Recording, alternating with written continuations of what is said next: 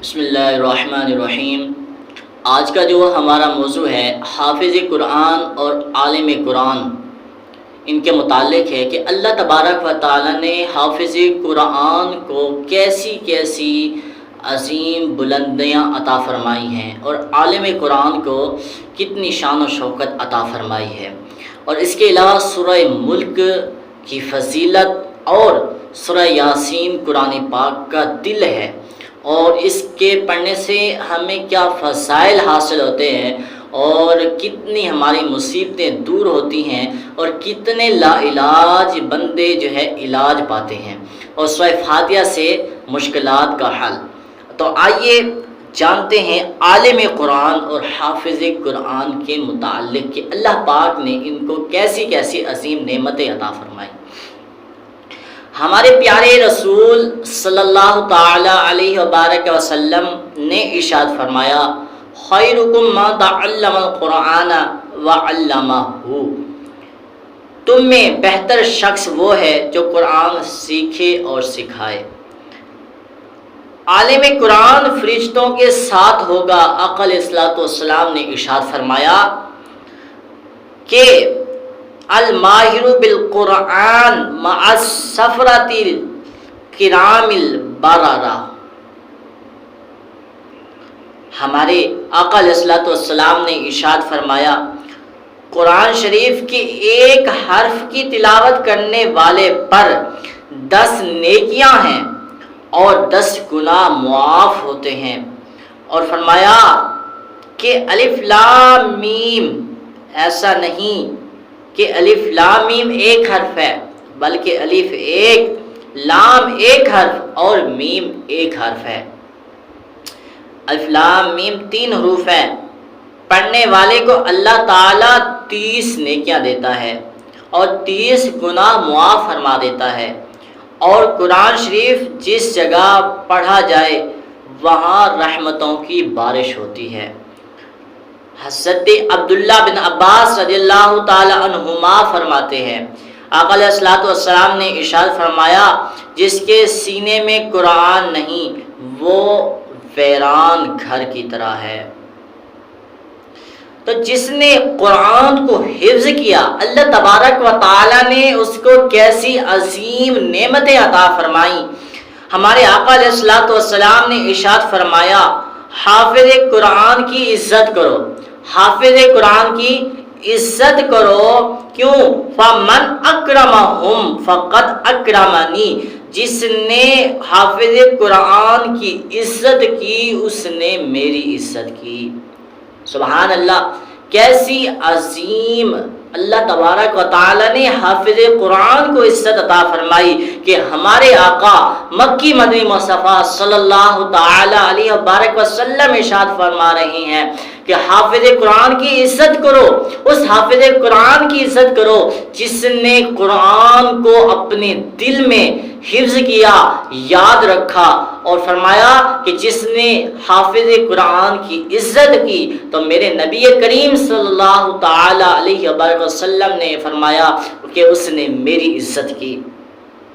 اور حافظ قرآن اور اس کے ماں باپ کو کیسا مقام عطا فرمایا جاتا ہے کہ جو ماں باپ اپنی اولاد کو دین کے راستے پر لگاتے ہیں اور حافظ قرآن بناتے ہیں، عالم دین بناتے ہیں، تو اللہ تبارک و تعالیٰ ایسے والدین کو کیسے کیسے انعامات عطا فرماتا ہے۔ ہمارے سرکار احمد مختار محمد مصطفیٰ صلی اللہ تعالی علیہ وبارک وسلم نے فرمایا، جس نے قرآن پڑھا اور سیکھا اور اس پر عمل کیا، قیامت کے دن اس کو ایسا تاج پہنایا جائے گا جس کی روشنی چاند جیسی ہوگی، اور اس کے ماں باپ کو ایسا لباس پہنایا جائے گا جس کے مقابلے میں دنیا کی کوئی حقیقت نہ ہوگی۔ قرآن کے حافظ قاری کے ماں باپ کہیں گے، یہ ہمیں کس وجہ سے لباس پہنایا گیا؟ تو ان سے کہا جائے گا، یہ تمہارے بچے کے قرآن پڑھنے کی وجہ سے ہے۔ حافظ قرآن 10 رشتہ دار گناہگاروں کو بخشوائے گا۔ اللہ پاک نے حافظ قرآن کو ایک عظیم نعمت یہ بھی عطا فرمائی کہ وہ 10 رشتہ دار گناہگار جو ہوں گے ان کی بخشش کروائے گا۔ ہمارے آقا مکی مدنی مصطفیٰ احمد مجتبیٰ صلی اللہ تعالی علیہ وبارک وسلم نے ارشاد فرمایا، جس نے قرآن پڑھا اور ان کو یاد کر لیا اور اس کے مطابق حلال کو حلال جانا اور حرام کو حرام جانا، اس کے گھر والوں میں سے ان 10 لوگوں کے بارے میں اللہ تعالیٰ اس کی شفاعت قبول فرمائے گا جن پر جہنم واجب ہو چکی ہوگی۔ اے ایمان والو، جب حافظ قرآن 10 گناہگار رشتہ داروں کی شفاعت کرے گا، ان پر جہنم واجب ہو چکی ہے، تو ہمارے آقا علیہ الصلوۃ والسلام کی شفاعت کا عالم کیا ہوگا۔ بے شک وصیتیں دی ہیں خدا نے دامن محبوب کو، جرم کھلتے جائیں گے اور وہ چھپاتے جائیں گے۔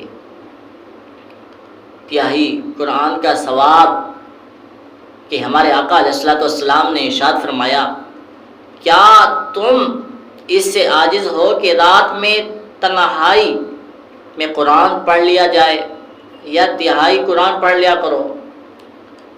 لوگوں نے عرض کیا کہ تہائی قرآن کوئی کیسے پڑھ سکتا ہے؟ تو آقا علیہ الصلوۃ والسلام نے فرمایا، قل هو اللہ احد، پوری سورہ اخلاص تہائی قرآن کے برابر ہے۔ اے ایمان والو، اس حدیث شریف سے صاف طور پر پتہ چلا کہ ایک مرتبہ قل هو اللہ احد پڑھنے سے 1/3 قرآن کا ثواب ملتا ہے، اور جس نے 3 بار قل هو اللہ احد پوری سورت پڑھی اس کو پورے قرآن کی تلاوت کا ثواب ملتا ہے۔ اور جس گھر کے اندر حافظ قرآن ہو، حافظ قرآن کو اللہ تبارک و تعالی ایک عظیم نعمت یہ عطا فرماتا ہے کہ اس کے والدین کو ایسے تاج پہنائے جائیں گے قیامت کے دن کہ سورج کی روشنی پھیکی پڑ جائے گی۔ اور ایک عظیم نعمت یہ ہے کہ حافظ قرآن 10 گناہگار رشتہ داروں کی بخشش کروائے گا جن پر جہنم واجب ہو چکی ہوگی۔ اور ایک عظیم نعمت یہ بھی ہے کہ حافظ قرآن کے والدین کو لباس سفید ایسا پہنایا جائے گا جس پر لوگ دیکھ کر رشک کریں گے کہ یہ کون لوگ ہیں، تو ان کو بتایا جائے گا یہ وہ عظیم والدین ہیں کہ جنہوں نے اپنے بچی کو حافظ قرآن بنایا، تو یہ تو حافظ قرآن کو انعامات عطا کیے گئے۔ اور جس گھر کے اندر حافظ قرآن ہو اور وہاں پر قرآن پاک پڑھا جائے تو اس کی کیا فضیلت ہے۔ حضرت ابو ہریرہ رضی اللہ تعالی عنہ فرماتے ہیں، ہمارے آقا علیہ الصلوۃ والسلام جان رحمت محمد مجتبیٰ احمد مختار صلی اللہ تعالی علیہ وبارک وسلم نے فرمایا کہ اپنے گھروں کو قبرستان نہ بناؤ، اپنے گھروں کو قبرستان نہ بناؤ۔ کیسے؟ شیطان اس گھر سے بھاگتا ہے جس میں سورہ بقرہ پڑھی جائے۔ اے ایمان والو، جس گھر میں قرآن نہ پڑھا جائے وہ گھر قبرستان کی طرح ہے، اور جس سینے میں قرآن نہ ہو وہ ویران گھر کی طرح ہے۔ آئیے ہم سب عہد کریں، وعدہ کریں کہ قرآن کریم کی تلاوت کریں گے اور اس پر عمل بھی کریں گے۔ آباد ہے وہ دل جس میں تیری یاد ہے، جو یاد سے غافل ہو وہ ویران ہے برباد ہے۔ دلوں کا زنگ کیسے دور کریں، اس کے بارے میں کیا فارمولہ ہے کہ آج ہمیں کوئی بات نصیحت نہیں کرتی، ہمارے دل کو نہیں چھوتی، تو اس کے بارے میں حضرت ابن عمر رضی اللہ تعالی عنہما فرماتے ہیں کہ ہمارے آقا کریم محبوب خدا محمد مصطفیٰ جان رحمت صلی اللہ تعالی علیہ وبارک وسلم نے فرمایا کہ دل زنگ آلود ہوتے ہیں، جیسے لوہا یا پانی لگنے سے زنگ آلود ہو جاتا ہے۔ عرض کیا یا رسول اللہ صلی اللہ تعالی علیہ وبارک وسلم، زنگ کو کیسے دور کیا جائے؟ تو آقا علیہ الصلوۃ والسلام نے فرمایا موت کو کثرت سے یاد کرنے اور قرآن کریم کی تلاوت کرنے سے۔ قرآن کی تلاوت نور ہے۔